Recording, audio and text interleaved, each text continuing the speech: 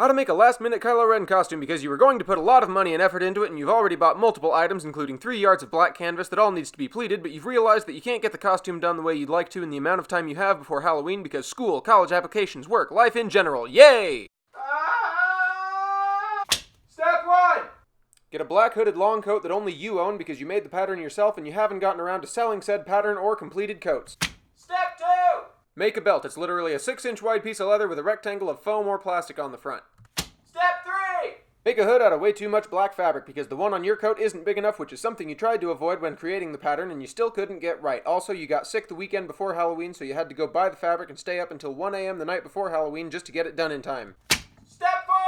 Realize the helmet you bought for your costume is way too big and panic because it's now the night before Halloween and you have to try to find a smaller helmet at stores that have sold out of 80% of their costume items.